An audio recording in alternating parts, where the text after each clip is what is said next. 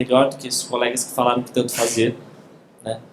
Mas a gente está tentando desenvolver, dentro do papel do médico residente, aquela luz no olho. Porque a gente entra assim, vou fazer tudo que me mandam, né? Embora esteja mudando muito, mas vou fazer tudo que me mandam e vou ficar ali por um tempo. É só realmente temporário. Gente, antes de ser médico, antes de ser residente, a gente é cidadão. A gente está vivendo num país que está o verdadeiro caos. Se a gente não tomar o partido para conseguir mudar, a gente que tem a juventude a nosso favor, que tem conhecimento a nosso favor, que tem as tecnologias de informação, como é que a gente vai mudar alguma coisa? Então, mudar a residência e pensar um futuro melhor, eu não tenho o poder de falar, a partir de hoje todos os residentes vão pensar nisso e vão fazer. Não. A gente tem que fazer trabalho de formiga. Pode ser que daqui 10 anos a gente ainda não consiga. Eu não tenho uma resposta pronta. A resposta que eu tenho é, se a gente não estimular desde já as pessoas a fazerem isso, a gente nunca vai ter. Foi aquela frase que eu falei no final da minha fala. O desafio está lá, né? Muitas vezes a gente vai tentar enfrentar e não vai conseguir mudar, mas se a gente não tentar, a gente nunca vai conseguir.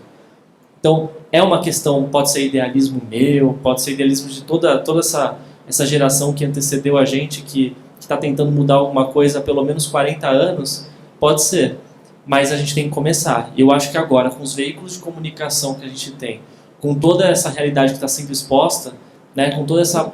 O próprio Fernando, através do portal dele, do Academia Médica, expondo as coisas, quantos acessos você não tem hoje para as questões políticas que acabam sendo publicadas lá, que interferem na nossa realidade? É impossível que as pessoas sejam inertes a isso, que elas leiam, curtam, né, se deem o trabalho de comentar, então se cadastrar para comentar. São 2 passos e você não consegue fazer uma mudança no teu dia a dia, né? Então, um dos passos principais que a gente fez, que eu também falei, foi tentar criar esse espírito crítico, fazer as associações estaduais. Então, isso é muito importante. Procurem as associações estaduais e as associações dos próprios serviços, de cada serviço. Isso é uma questão fundamental. Então, essas são questões que eu acho que norteiam tanto o espírito político para você desenvolver, como também o espírito de lutar por alguma coisa melhor e fazer a residência ir além do que a gente está acostumado, né?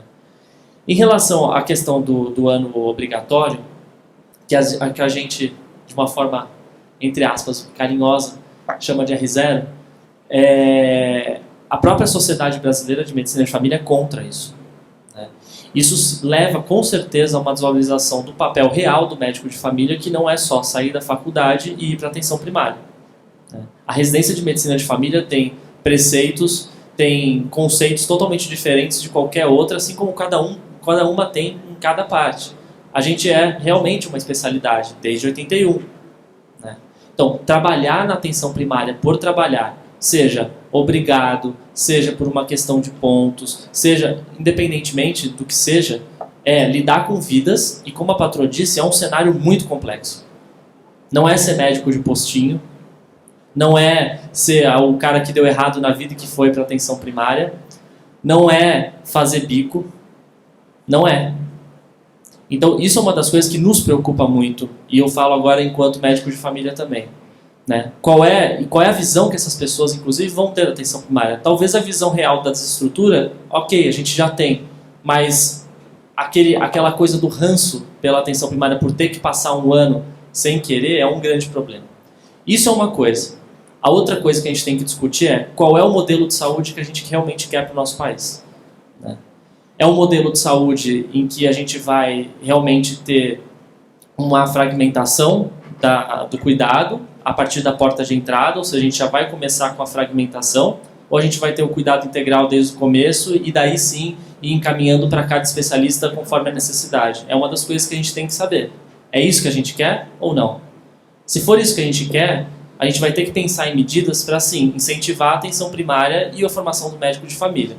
Vai ser a partir da regulação de vagas, não vai ser a partir da regulação de vagas. Eu vou ter que ter uma estrutura mínima para as pessoas entenderem o que é a atenção primária e quererem trabalhar lá, porque ninguém vai trabalhar num lugar onde realmente não é, que é muito ruim. A gente vê que mesmo com os mais médicos e com a importação dos médicos cubanos, ou mesmo com a oferta, tem lugares que tem vazio assistencial ainda muito grande, porque não existe condições de trabalhar lá, né? Eu tenho um projeto social lá na escola, junto com a doutora Maris, em que a gente vai para a Amazônia atender os ribeirinhos. E a gente vai, desculpa, só me empolgo, mas a gente vai e a gente ainda percebe que tem um vazio assistencial, né? Em grande parte porque a formação não foi orientada para atenção primária, sim, mas também porque qual é a diferença que um médico em si, sozinho lá, vai fazer, sendo que tem uma desassistência muito grande, né? Então a gente tem que pensar em tudo isso antes de responder simplesmente se a gente vai querer ou não a regulação de vagas. A gente precisa saber qual vai ser o futuro que a gente quer para o país e por onde a gente quer que as pessoas deem entrada no sistema. Isso é uma questão de uma reflexão muito profunda que eu acho que merece ser feita. Acredito que o problema está bem pintado já. Vou ser breve aqui na questão das propostas que nós temos para resolver esses problemas. Quanto à questão do Fernando, levantado pelo Fernando, médico ser apolítico, realmente essa é uma questão que hoje nós temos visto que cada vez mais o médico é necessário, o médico entrar na política, sair um pouco do consultório e começar a mudar essas questões de atuação. O que nós temos de frutos da Comissão de Integração do Médico Jovem, que é essa proposta que a gente quer, que claro a gente não vai conseguir mudar o mundo de uma hora para outra, mas que a gente já vem nesse ano de trabalho, a gente já vem mudando isso bastante. É a estimulação da criação das comissões dos médicos jovens nos conselhos estaduais, nas regionais, isso já é verdade em vários estados, então isso fomenta a discussão desses jovens médicos nesses estados, então acredito que esse é um passo que a gente tem que continuar seguindo. A outra é pela NMR agora, eu digo, a criação das associações estaduais, e um exemplo hoje são os representantes de várias associações aqui que foram fundamentais para esse movimento de valorização da residência médica do ano passado, que conseguiu enormes avanços. Então acredito que esse é o único caminho? Não, nós podemos criar outros também, mas esse é um caminho que a gente tem seguido e que tem gerado frutos. E a gente fortalecendo essas associações estaduais, a gente já entra na questão do que fazer para a residência. São esses problemas crônicos que às vezes a gente tem a impressão de que não está melhorando. A gente, com esse fortalecimento, a gente consegue uma melhoria da qualidade da preparação. Esse governo passado, ele quebrou muito o equilíbrio de uma equação que a gente tem, que é acesso versus a qualidade. Ampliou demais o acesso sem qualidade nenhuma. Então agora o que a gente tem que fazer? Melhorar a qualidade dessa residência médica. Aí várias pautas se encaixam nisso. As pautas dos projetos da NMR que a gente tem que batalhar agora para esses grupos de trabalho voltarem às suas atividades assim que a Comissão Nacional de Residência Médica for restabelecida e a gente conseguir esses avanços. Um deles, remuneração para a preceptoria, que já é uma realidade legal, temos que regulamentar agora no grupo de trabalho. Isso vai fomentar a vontade do preceptor a estar ali, a se especializar para estar ali, a gente consegue uma melhoria da qualidade da residência médica com isso.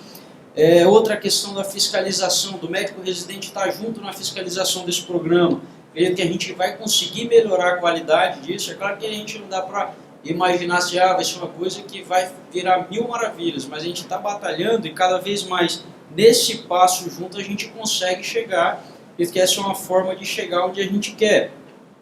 E para finalizar a questão do ano obrigatório em medicina, família e comunidade, é lei, está lá, está institucionalizado já. O que a gente tem que fazer? A lei vincula a aplicação da obrigatoriedade, depois vai até ter uma palestra sobre isso, espero que eu não esteja tomando muito espaço, mas obriga a implementação desse ano obrigatório a partir do momento que houver o mesmo número de vagas para a residência médica igual ao número de egressos.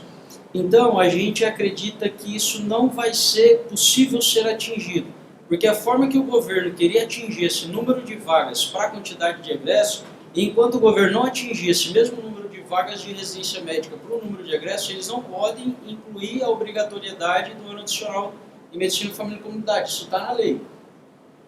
A gente garantir a qualidade desse serviço de residência, o governo não consegue abrir.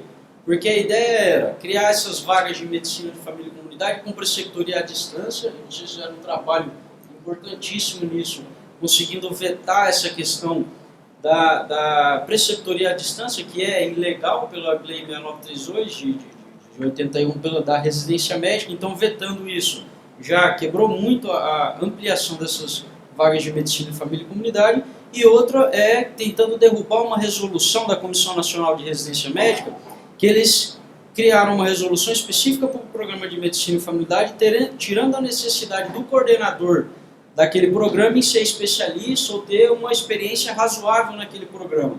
a gente solicitou pela NMR um parecer jurídico para a MB, já finalizando, um parecer jurídico para a MB pedindo o vício de legalidade dessa resolução, porque ela é, no meu ponto de vista, é claro que ela é contrária ao que a própria definição de residência médica diz na 6932, que é um curso de pós-graduação caracterizado por uma preceptoria altamente qualificada. E essa resolução sai disso. Então, esse é um passo que a gente já tentou, já pediu parecer jurídico quanto a isso. Se for possível entrar com uma demanda judicial contra isso, a gente consegue. E acaba sendo impossível abrir essa mesma quantidade de vagas de residência médica para o número de egressos, e a gente consegue que não se aplique essa exigência legal.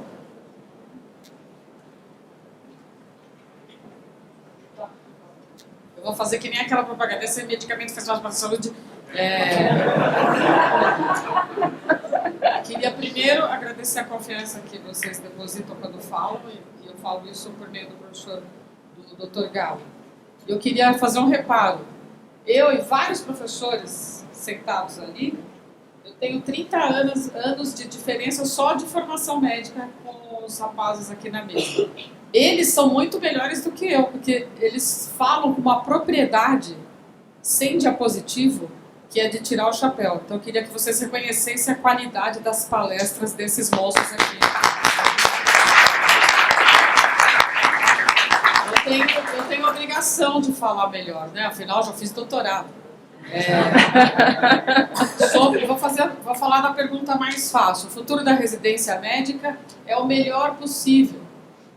Ela jamais será igual. Aqui na plateia está cheia de viúva da residência de 1980. Ah, na minha época, porque nunca foi assim, para que esse pós-plantão? A residência, ela melhora, só que ela se modifica. Então, o futuro é o melhor possível. Temos que construí-lo. A próxima pergunta é sobre recém-formados, regulação. O Zé tem razão, tudo tem a ver com tudo. Vou falar da outra pergunta simples. Lei 6932, não, a 12871, conhecida como Mais Médicos, não tem dúvida, nós vamos ter que batalhar para mudá-la em vários dos seus aspectos. Tá? Por que o médico tem dificuldade de discutir política? Porque nós não formamos cidadãos. Não vai ser na graduação de residência, na residência que nós vamos fazer isso, é lá nas nossas casas e na escola primária, secundária que a gente faz isso. E não marque um xizinho, um trem está indo numa velocidade de 30 km, o outro de 50, assim nós não formamos pessoas reflexivas, nós formamos pessoas que passam no vestibular. Não sei se vocês repararam no meu ciclo virtuoso ou vicioso, está lá mudar o ingresso nas faculdades de medicina. Enquanto entrar, quem sabe química, física e matemática, vai ser complexo falar de todo o resto. Precisa saber isso, mas é necessário ter habilidades individuais para uma profissão que exige muito humanismo. Sobre, então, agora os recém-formados e regulação de vaga, então, você é tão educado, além de tão bonito, queria te falar sinceramente uma coisa. Nós não podemos impor, nós teremos que construir isso. Eu estava aqui conversando com o Paulo, ele me disse, eu vou dizer porque ele me deu a resposta. Como é mesmo que a gente escolhe hoje as nossas especialidades, salvo os idealistas que, como ele disse, fazem pediatria? Como é que nós escolhemos as especialidades? Quais são os professores que vocês admiram? Vocês admiram os professores de pediatria, clínica, GO, psiquiatria? Mas vocês querem ter o carro do professor que faz procedimento. Vocês querem ter o número de metros quadrados do apartamento do professor que faz procedimento. Eu sei que você está balançando a cabeça que não, mas a maioria mede sucesso por isso, porque a nossa sociedade mede o sucesso assim. Então, nós vamos fazer a regulação de vagas porque nós estamos convencidos disso, e não porque alguém vem e fala vai ser assim. E aí eu vou para os recém-formados. Vocês sabem que tem um fenômeno acontecendo no nosso país? Não é só porque não passa no exame de residência, não faz. 30% ou mais dos estudantes de medicina, por motivos que também já foram comentados na mesa da manhã, mas não só esses, nós precisamos descobrir quais são os outros, não querem ir direto para a residência médica.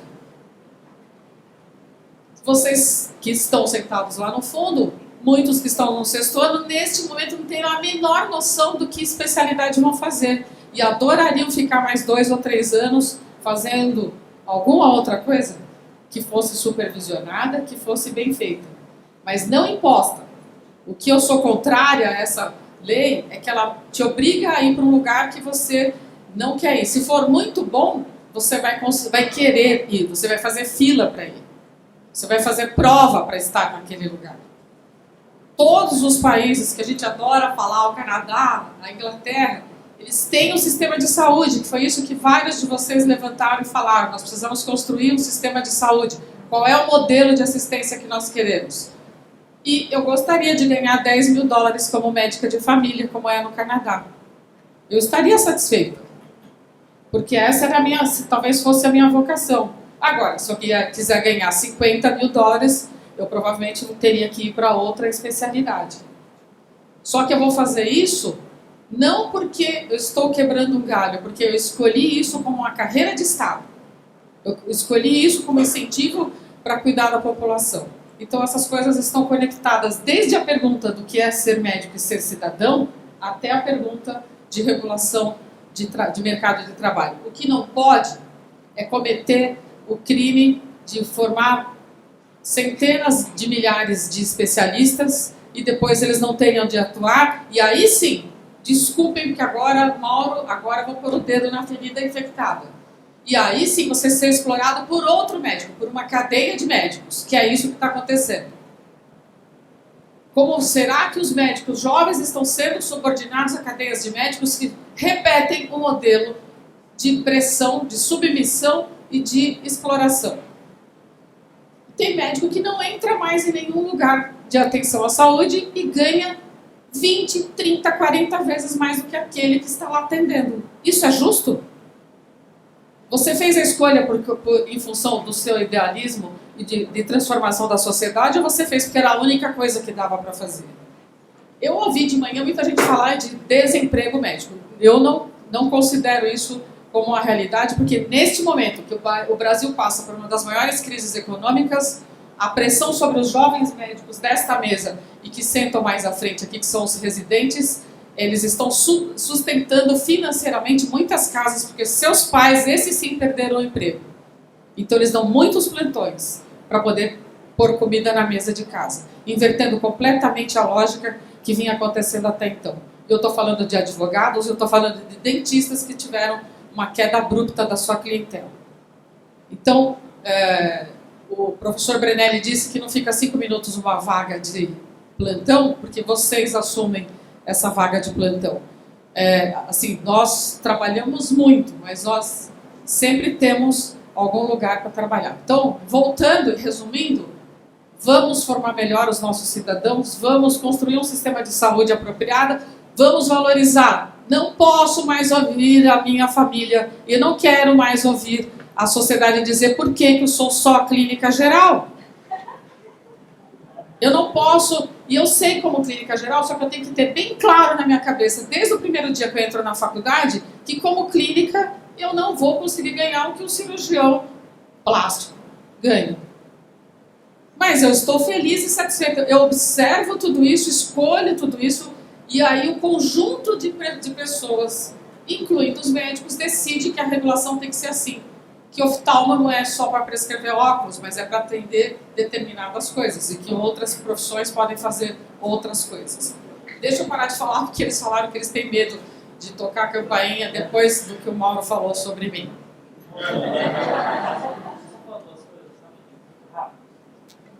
Patrão, você ainda explica o que é clínica geral, eu explico o que é medicina de família. É bem mais difícil, acredite. É muito mais... Agora, dos alunos que estão aí, quantos pensam em fazer medicina de família? Olha, estamos com uma amostra. Parabéns. Uma amostra boa. Obrigado.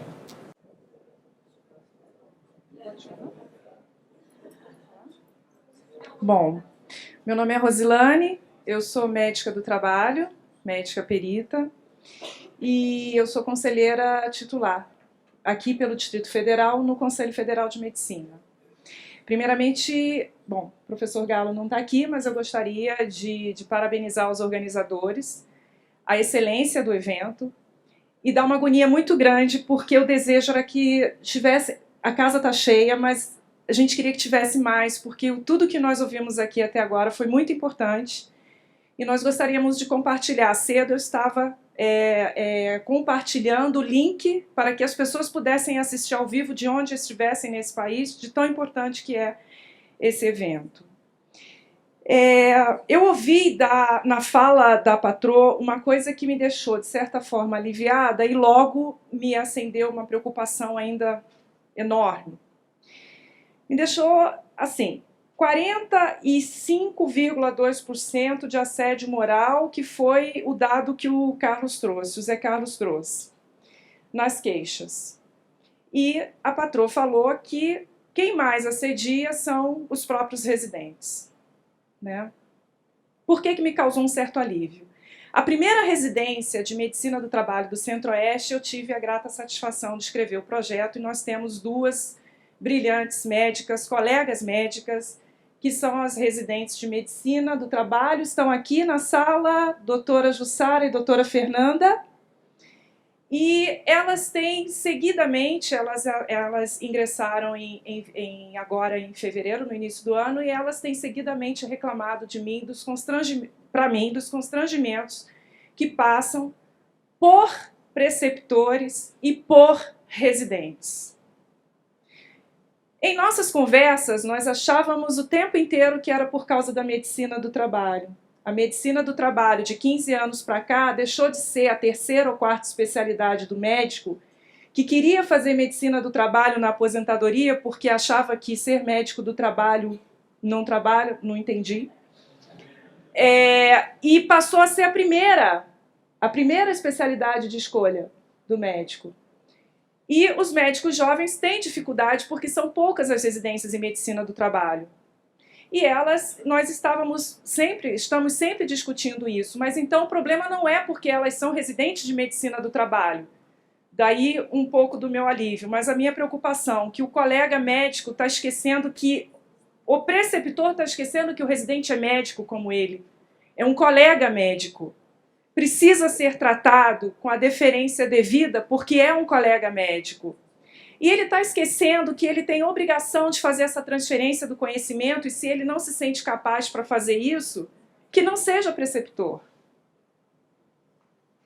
A outra situação é que quando a gente fala de qualidade de vida no trabalho, e essa é a nossa área, ela se define em 3 dimensões: condições de trabalho. Então nós não temos estrutura para o trabalho, os residentes estão adoecendo e estão sofrendo com isso.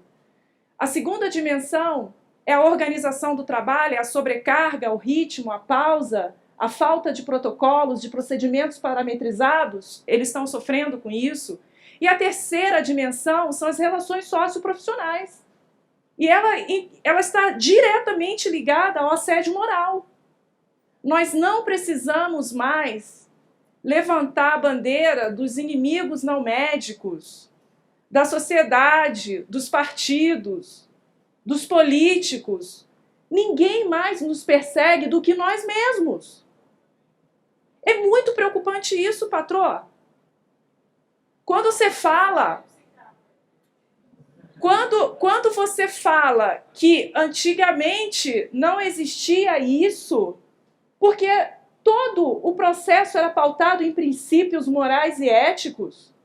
Gente, nós, né, ou melhor, vocês são exatamente o futuro da medicina. Qual medicina nós queremos? Qual medicina nós queremos? É a primeira pergunta. A segunda pergunta é: qual é o nosso papel nesse movimento? Nesse movimento médico que inclui a boa formação do médico especialista, seja em quaisquer uma das 54 especialidades que nós temos. E a terceira pergunta é para a mesa, para a professora ou para o Zé. Qual é o procedimento, qual é exatamente a medida que nós vamos tomar com esses dados que vocês obtiveram na pesquisa em relação aos residentes? Eles precisam ser... Agora eu fiquei na dúvida do que eu vou falar. Ser capacitados para tratar com humanidade o colega médico. É isso? Obrigada.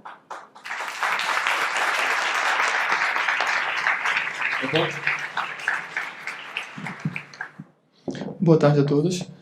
Meu nome é Leonardo Lordelo, eu sou médico patologista e vim representando a Sociedade Brasileira de Patologia. Primeiramente, queria parabenizar o CFM pela iniciativa, pelo fórum que já vinha acontecendo e agora virou um fórum realmente maior, nacional, de integração, e os palestrantes, colegas que fizeram belíssimos comentários e ponderações a respeito do tema. E atualmente eu sou responsável por uma assessoria que foi criada esse ano dentro da Sociedade de Patologia, que é a assessoria para o jovem patologista. E criamos essa assessoria juntamente com uma representação dos médicos residentes de patologia, para que pudéssemos ficar mais próximos do jovem patologista que está iniciando a carreira, assim como o residente que está dentro dessa formação, porque a gente acredita que, por mais que a NMR e a Associação Nacional dos Médicos Residentes e a CNRM participem do processo, esse processo todo, eles não estão diretamente voltados com a parte, vamos dizer assim, técnica da formação, do conteúdo que deve ser entregue no final de uma residência. E esse conteúdo a gente acredita muito que deve estar ligado à sociedade, à especialidade em questão. Então, por isso que a Sociedade de Patologia tem tentado tratar isso de uma maneira mais séria e puxado para si a responsabilidade de tentar apresentar o programa para a própria comissão de uma maneira diferente, mais atualizada, não manter o mesmo programa que a gente vinha mantendo. E eu senti um pouco de falta das especialidades aqui, que eu acho que quando a gente fala de residência médica, a gente está formando especialistas. Então, a gente precisaria ter mais as sociedades aqui para estar trazendo o que está sendo feito, inclusive para o jovem médico especialista. A gente tentou entrar em contato com algumas outras associações, com algumas outras sociedades, e a gente não encontrou nenhuma outra sociedade que tivesse uma área voltada para o jovem especialista. Se alguém souber de alguma, por favor, me avise, porque até hoje eu tento entrar em contato.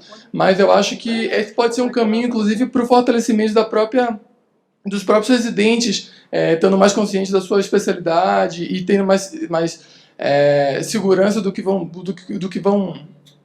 fazer dali para frente com profissionais. Então, eu acredito que as sociedades precisam se envolver mais nessa participação, inclusive com jovens especialistas, e eu acho que elas deveriam estar participando aqui, não sei se um convite especial ou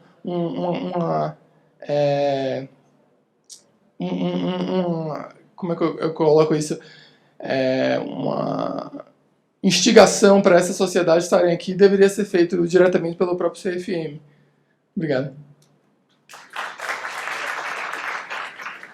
Ok, encerrar, vamos deixar com a mesa. Encerrar, então. Já respondendo a tua questão, vou te falar de um exemplo clássico da gente na medicina de família. Eu sou, inclusive, o diretor residente da sociedade. Então, a gente tem uma diretoria de residente, o Marcão sabe que está atrás de você. Estava lá em Natal quando aconteceu. Mas a gente tem uma diretoria de residentes na sociedade. Além disso, a gente se organiza com o pessoal da América Latina e existem 7 movimentos de médicos jovens de família no mundo. Cada um com o seu nome. Então, tem o Raja Kumar, tem a Wainakai Iberoamérica, que a gente está contido, tem a Wainakai, tem a Polaris, que é dos Estados Unidos. E agora, todo congresso, a gente tem o pré-congresso dos médicos jovens de família. Então, a gente se organiza, tem um representante mundial que também faz parte. Então, a gente consegue se organizar e discutir a nossa especialidade. Isso é de extrema importância. Extrema importância. As outras especialidades têm que começar. A gente tem feito esse papel também de divulgação das especialidades, porque os convites para as posses das diretorias sempre chegam para a gente. Antes de ir para o convite da posse, a gente senta geralmente com os presidentes das sociedades, ou estaduais, ou então a brasileira, e conversa sobre isso, sabe? Então é uma rotina que a gente tem feito. Eu e a Nayara, a gente tem se dividido para ir nos eventos e conseguir fazer isso também. Mas isso que você falou é de extrema importância. É importante que o residente esteja inserido na especialidade, saiba das suas fragilidades, das suas potencialidades, quando da atuação do que escolheu. Então isso eu vejo na minha especialidade, que funciona super bem. Inclusive, a gente faz, isso é uma coisa legal também, a gente faz os grupos de web balance, né, para conseguir lidar com essas ansiedades e essas sensações, que às vezes podem ser ou de opressão, né, ou eu sou oprimido, ou eu quero oprimir. Né? E a gente faz isso, né? A gente tem esse contato dentro da nossa especialidade. Agora, é um desafio total a gente conseguir expor isso e fazer com que isso seja uma rotina entre os residentes, esses espaços, né? Além disso, não adianta também a gente não pensar na punição de quem oprime, né? Porque é uma infração grave de conduta ética contra o colega, né? E alguns estudos inclusive mostram que a pessoa que oprime o colega também é aquela pessoa que vai afetar, vai ter algum momento que ela vai afetar a conduta enquanto médico com o paciente. Então, se a gente não age coibindo, a gente vai também estar passando a mão na cabeça e deixando com que isso aconteça. Então, a gente tem que agir das duas formas, né? É muito difícil. Conseguir a participação no movimento de residência médica de valorização por uma causa que aparentemente parece mais palpável, que é tua condição melhor de atuar no dia a dia e a tua remuneração em maneiras gerais, além da Comissão Nacional e tudo mais, já foi difícil. Imagina discutir isso dentro das escolas médicas de uma maneira mais pontual para a residência em si, né? Que é onde o negócio pega. É muito complicado, mas a gente tem essa ideia mesmo de conseguir fazer essa ampliação com os grupos, seja de web balance, seja realmente de uma discussão mais ampliada e também de conseguir punir as pessoas que oprimem e que causam esse mal. Então é uma das nossas propostas, com certeza. Respondendo bem rapidinho a questão do opressor, que ela disse que precisa sair, desculpe, eu já te passo a palavra, ela queria ouvir o que a gente precisa fazer. Qualquer especialidade médica tem os aspectos que a gente chama específicos, mas tem as 7 competências que precisam ser desenvolvidas de modo igual.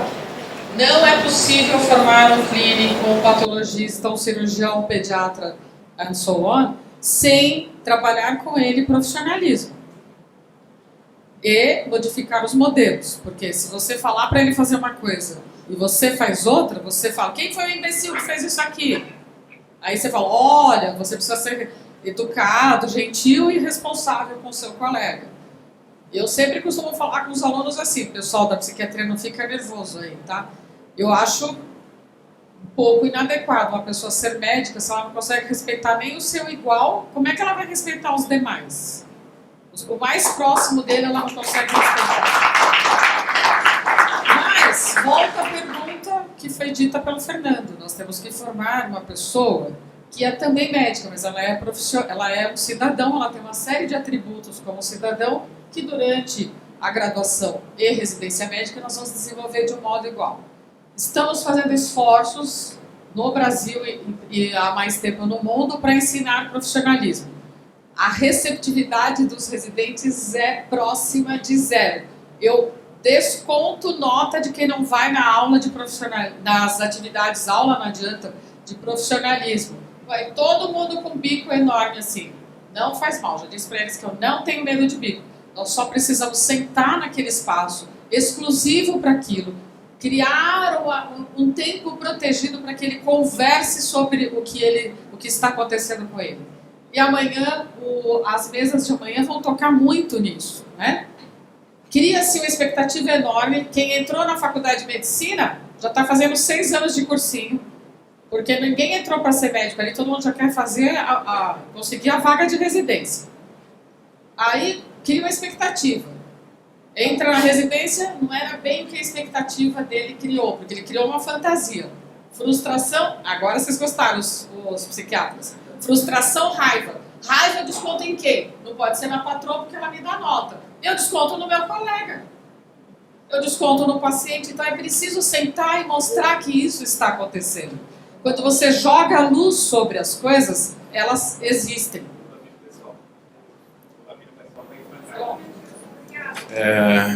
Obrigado a todos os palestrantes. Agradeço a palestra de alto nível, patrão, José, Duval. A gente vai finalizar essa mesa e dar continuidade ao evento para a gente tentar honrar o horário, tá bom? Gostaria de convidar a compor a mesa o acadêmico Vinícius Nunes Azevedo, o doutor Diego Rodrigo Putin e o doutor Fernando Totti Carbonieri, por favor.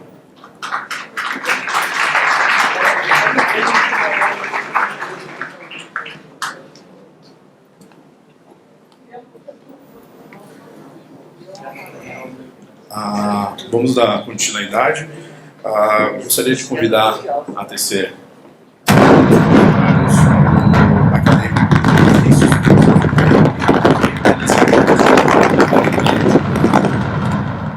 vai falar sobre o tema obrigatório de medicina da comunidade.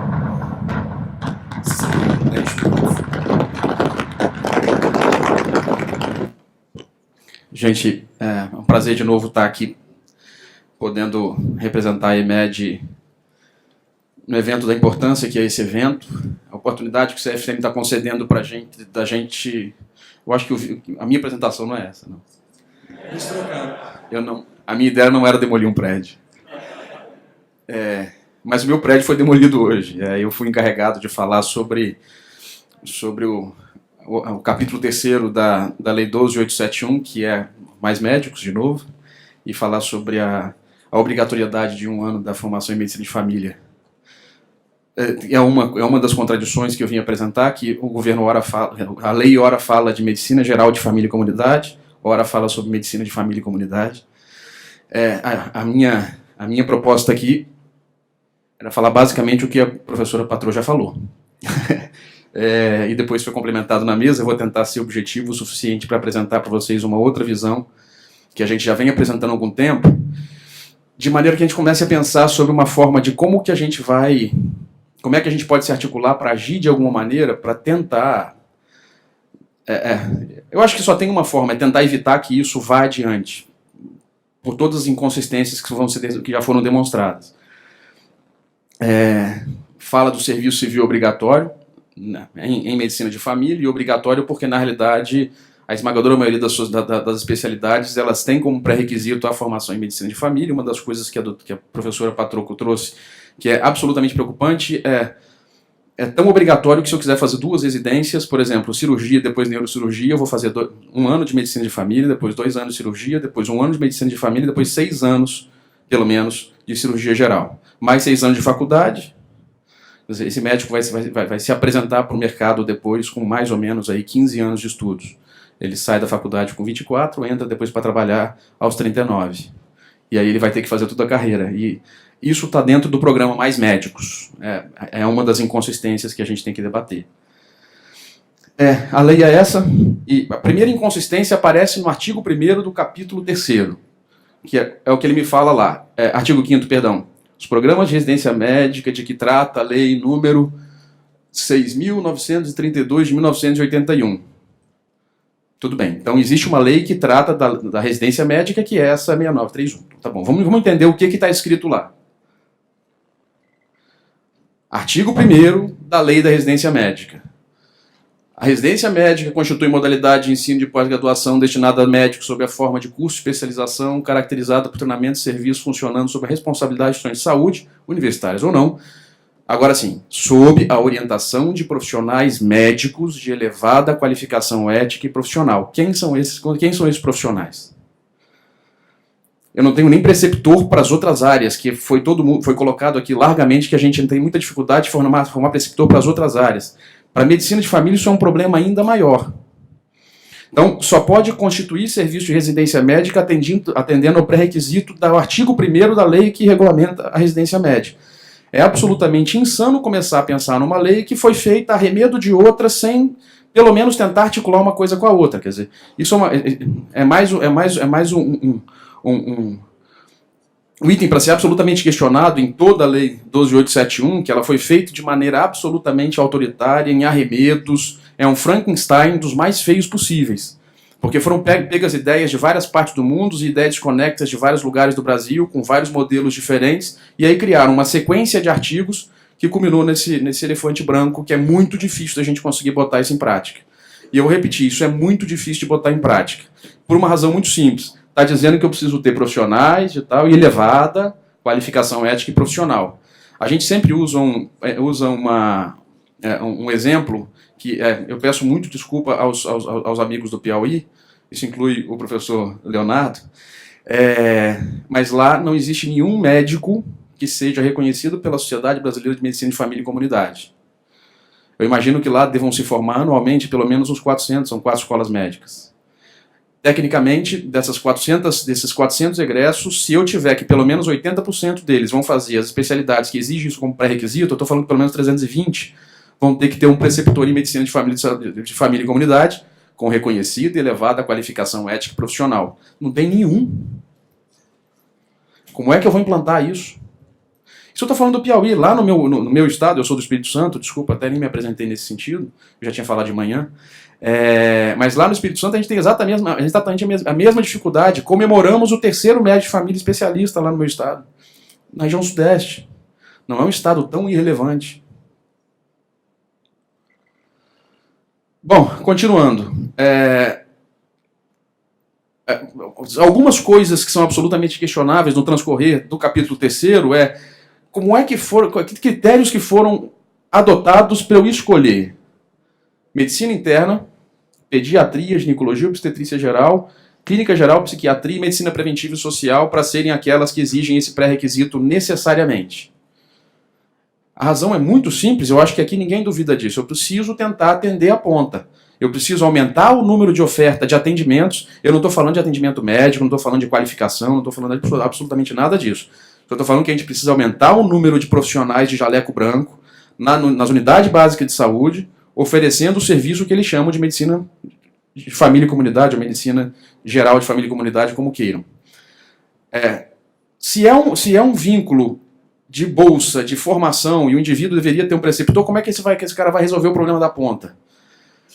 Se ele está lá obrigado, como é que ele vai conseguir, sem querer estar lá, e fazendo algo que necessariamente ele não está preparado para fazer ainda, e eu gostaria só de abrir um asterisco aqui, ele não está preparado para fazer ainda, como é que ele vai resolver o problema da ponta? E aí entra aquilo que a gente discutiu mais cedo, as DCMs atuais, elas são para preparar médicos de família. É médico generalista de família e comunidade, é isso que eles dizem. Inclusive, boa parte das escolas que foram abertas mais recentemente e as que já se adequaram às novas diretrizes curriculares nacionais, elas necessariamente vão ter que seguir a cartilha para formar médicos generalistas de medicina de família e comunidade. Ou seja, eu estou criando competição para uma especialidade médica sem ele ser especialista. Eu faço um lato sensu que já compete com a formação generalista do egresso das escolas. É absolutamente insano tentar entender o que esses caras resolveram fazer. Outra questão que a gente abordou é o pré-requisito de que trata essa lei. Entender isso aqui é aquilo que a professora Patroa já tinha colocado, por isso que eu disse que eu seria um pouco repetitivo, mas todas as outras, exceto aquelas 9, estarão sujeitas a fazer, inclusive mais de uma vez. Eu imagino que a gente consiga, de alguma forma legal, se não for legal, ou através de via política, demonstrar o quanto que isso é absurdo.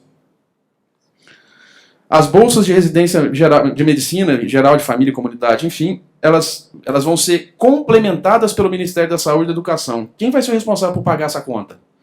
Os municípios estão passando pinico, eles não têm dinheiro. Então eu vou devolver de novo para os municípios, eu acabo com mais médicos, eu mantenho mais médicos. É absolutamente... E quando se acorda isso com as prefeituras, acorda-se como? Então, os prefeitos vão substituir a atenção primária por egressos de faculdade de medicina que são obrigados a passar lá mais um ano. Alguns questionamentos que a gente levantou é exatamente aquilo que foi abordado aqui, é uma dicotomia entre eu valorizo a atenção primária ou igualo eles aos recém-formados. Particularmente eu, que gosto muito da área de atenção primária, eu gosto porque eu sou gestor, eu fiz administração de empresas.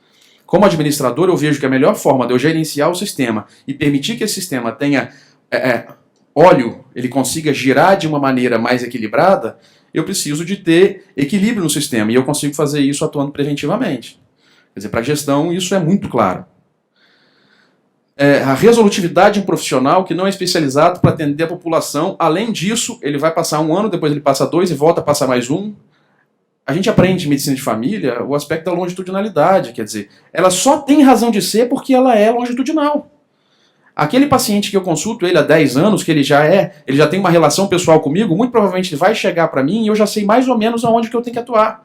Inclusive em aspectos sociais, aspectos políticos, aspectos ambientais, aspectos econômicos. Às vezes esse cara está precisando de ajuda para melhorar a qualidade de comida dele. E ele não tem como comprar. Imaginar o custo para o sistema de um profissional que não consegue triar bem.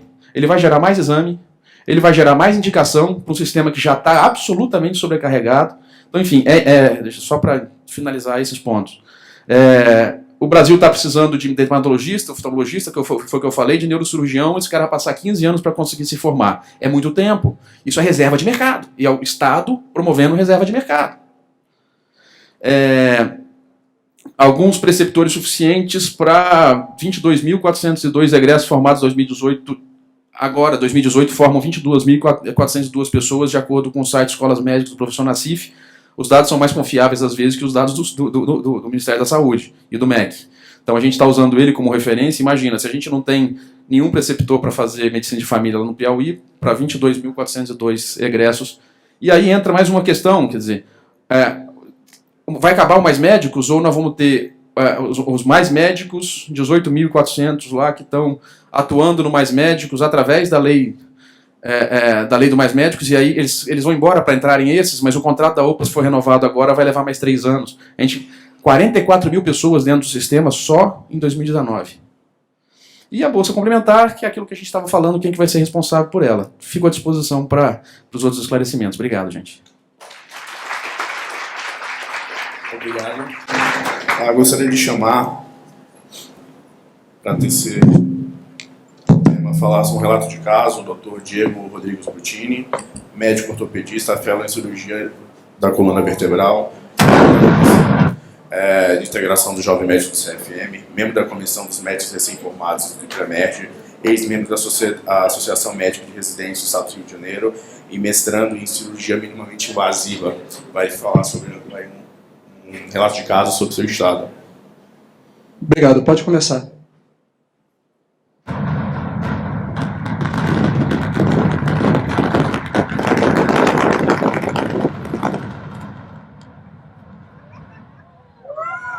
Vocês sabem o que foi isso aí? Isso foi a implosão de metade do hospital da FRJ em 2010. A maioria às vezes nem estava na universidade. Foi o final ou o início do fim para a gente no Rio de Janeiro. A gente vive uma crise muito grande, e é isso que eu vim falar aqui hoje. Trouxe muita imagem, trouxe uma apresentação num formato um pouco diferente do que talvez vocês estejam acostumados a ver, mas espero que vocês gostem. Meu nome é Diego, conforme o colega Igor falou, Diego Brutini, eu sou ortopedista. Falar que ortopedista está fazendo mestrado parece mentira, né? Mas eu estou fazendo.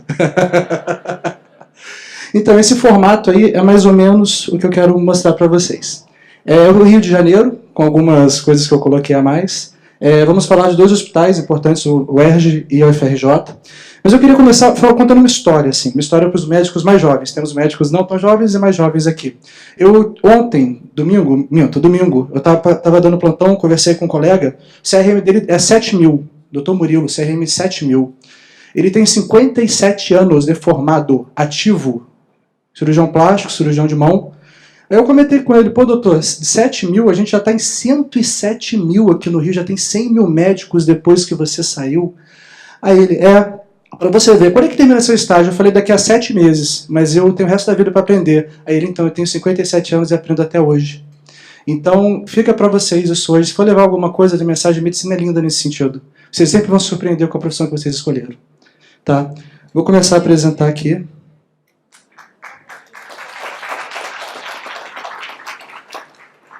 Obrigado.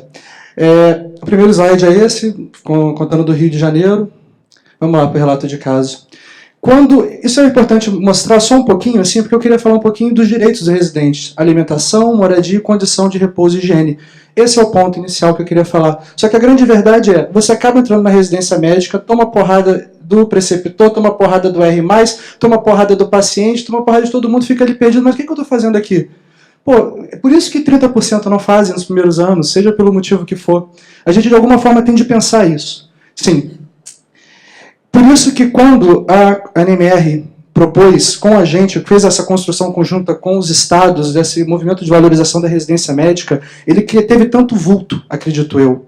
No Rio de Janeiro, a gente conseguiu juntar 1/3 dos residentes, na rua. Isso aqui são imagens reais, não é montagem, aqui no Conselho de Medicina do Rio de Janeiro, que inclusive nos apoia muito. Tá? Aqui foi o dia do Basta, e em frente ao Palácio Guanabara, que é a sede do nosso governo do estado. Durante esse movimento de valorização, fizemos uma enquete. Por 4 meses, esse site de pesquisas foi divulgado no Rio de Janeiro, entre 11/8 a 11/12. Temos quase 3 mil médicos residentes e 357 responderam. Eu acho que é isso aqui que eu vou trazer para vocês. Isso é só um panorama de como está o Rio de Janeiro hoje. A maioria é R1, claro. Muitos conhecendo, 91% conheciam o movimento. Uma grande quantidade não realizam reuniões científicas ou discussões que não acadêmicas. Isso é assustador. E isso talvez seja a base de você... isso aqui foi como você avalia a sua residência médica. Tá? É uma curva de Gauss. Na verdade, o 5 seria aqui. Tá? Então, realmente, ainda é uma curva de Gauss. Aqui é o grande ponto desse momento. Por que você tem esses problemas tão grandes? Por que você não discute a residência médica? Nós colocamos alguns tópicos para serem enumerados, e o principal foi esse. Qual é o tópico que você acredita que seja mais importante na sua residência médica hoje? E foi isso. Fiscalização imediata de todos os programas de residência do país, para garantir a qualidade desses antes da abertura de novas vagas. Eu acho que isso é só um reflexo da má qualidade que a gente tem hoje. A gente hoje nivela por baixo a residência médica no Brasil. A gente vê uma porcaria, está tão acostumado com a coisa ruim, que quando melhora um pouquinho, como agora melhorou no Rio de Janeiro, o caos melhorou um pouco, a gestão do caos melhorou um pouco, a gente acredita que realmente, nossa, a residência está boa. Infelizmente, não está. Eu vou começar a passar o caso dos hospitais para vocês, 2 hospitais universitários que viveram recentemente o caos. Acredito que na mídia vocês tiveram a oportunidade de ver isso. O primeiro é da UERJ. Essas fotos são fotos reais, tá? Foram tiradas durante a semana, eu estive lá nos 2 hospitais, com os colegas residentes dos hospitais. Tá? Essa aqui é a entrada do Pedro Ernesto, que é o hospital da UERJ. A UERJ é um hospital que, ao mesmo tempo que tem centros de extrema excelência, como cardiologia e urologia lá tem um centro cirúrgico próprio, uma unidade pós-operatória própria, arco em C no corredor 3, que eu contei. Você tem noção do que é isso? É muita coisa. Próprio. Tá? Enquanto o centro cirúrgico cai nos pedaços. Tá? A gente tem um plantão geral na UERJ, que todos os residentes reclamavam. Eu entrei para a associação de residentes, eu recebi e-mail quase toda semana. O plantão geral da UERJ, o plantão geral da UERJ é meio caótico mesmo. Imagina um hospital que não tem informação para receber o hospital universitário, receber urgência, com um plantão geral aberto. Realmente, é bem caótico. A gente internado em cadeira e tudo mais, até hoje. Isso de semana passada. Tá? Não é da época da crise, não. Aqui que pegou fogo há uns 20 anos, nunca foi reformado. Isso aqui está em obra há um tempão. E os motivos da greve na UERJ? Manifestações, repouso da ortopedia, no caso, que é o serviço que eu conhecia lá. A manifestação que teve, multiprofissional. Isso foi uma característica grande da UERJ. Quando tiveram as manifestações, foram multiprofissionais. Isso aqui é um panfleto que foi distribuído para a população para não procurar o hospital universitário, mesmo com cartão. Vá para a UPA. Aqui não tem como atender vocês. E um estacionamento que também já tem, acho que 6 anos, que não saiu do papel. Isso aqui é o que a UERJ foi aos meus olhos hoje, chegando de fora. O serviço de CTI pediátrico. Está vendo a diferença de parede? Não sei se vocês vão conseguir observar a diferença de parede. Tudo pintado, tudo bonitinho. Dermatologia do outro lado, largada as traças. Existem feudos de qualidade que não correspondem ao que hoje seria a grande realidade do que é a Universidade do Estado do Rio de Janeiro. 26% das vagas ociosas nesse ano, contra uma média histórica de 6%. Por quê? Por causa da crise. E o que foi essa crise? São 350 leitos com uma capacidade de até 500. Hoje funcionam 290. Em janeiro desse ano tinham 120 funcionando. Quais são os pontos fracos? Aquele plantão geral, uma greve de anestesista, já que dura muitos e muitos anos, que coloca, às vezes, até 12 salas de um total de 20, e que durante a crise tinham 3. Um contingenciamento absurdo e uma greve multiprofissional, principalmente por causa da irregularidade do pagamento. A bolsa dos colegas residentes da UERJ ficou atrasada com regularidade 9 meses. 9 meses. Tem noção? Dá para